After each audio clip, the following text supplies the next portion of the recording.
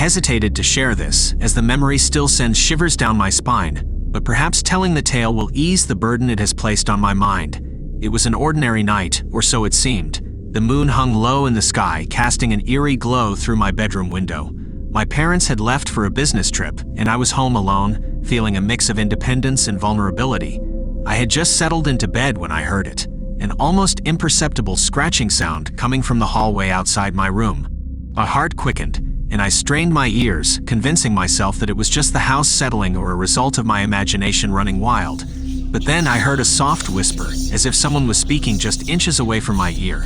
My breath caught in my throat, and a cold sweat broke out across my skin. The words were too muffled to decipher, yet the tone carried an unmistakable malevolence.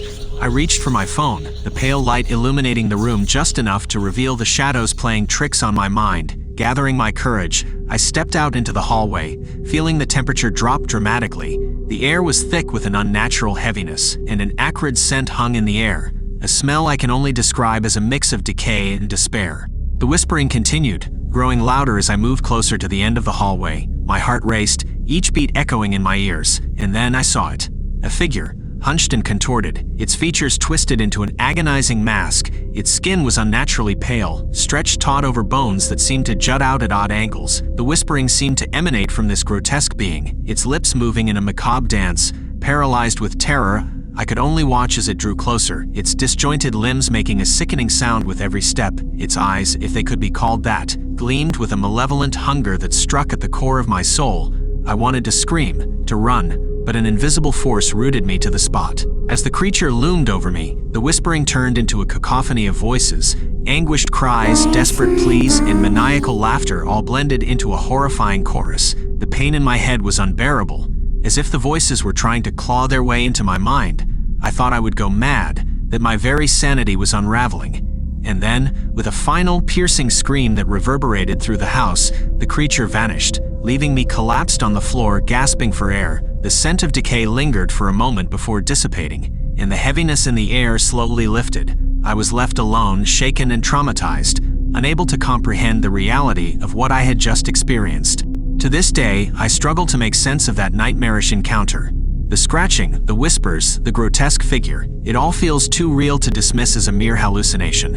And in the darkest corners of my mind, I fear that the entity might return, dragging me back into its realm of unspeakable horror.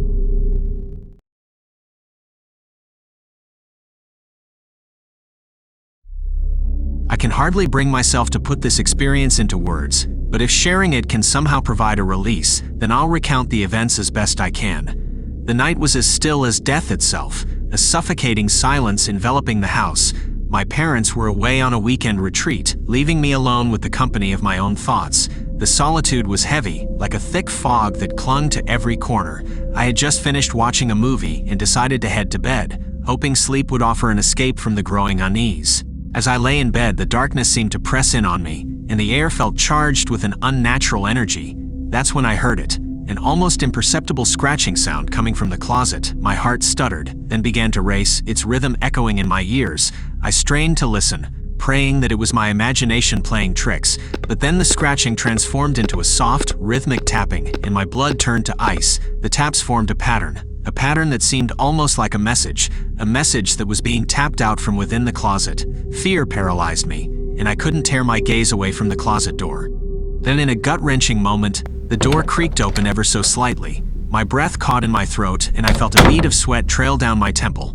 I had shut that closet door before getting into bed. I was certain of it. A cold draft slipped into the room, carrying with it a nauseating odor, a mixture of rot and decay that clawed at my senses. I wanted to flee, to run from the room and never look back, but an inexplicable force rooted me to the bed. The tapping grew louder, more urgent, as if demanding my attention, and then from the darkness within the closet emerged a figure. Its limbs were elongated and disjointed, like a marionette's, and its face, dear God, its face was a contorted mask of agony, frozen in a perpetual scream. My heart raced as the figure stepped closer, each movement accompanied by the sickening sound of bones grinding against one another. Its eyes were empty sockets, yet I could feel its gaze boring into me. And then a voice that seemed to come from the depths of hell itself, slithered into my mind. It whispered horrors, unspeakable horrors, secrets that I had never shared with a soul. Tears streamed down my face as the voice tore through my thoughts, exposing every vulnerability, every fear.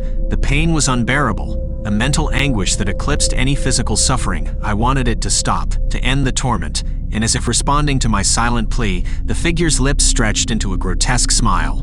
The smile held a promise of endless suffering, of being trapped in a cycle of torment that would never relent.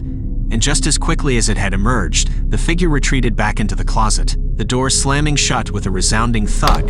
The room fell silent once more, the weight of the encounter pressing down on me like a suffocating shroud. Morning came, sunlight flooding the room, but the events of the night lingered like a festering wound.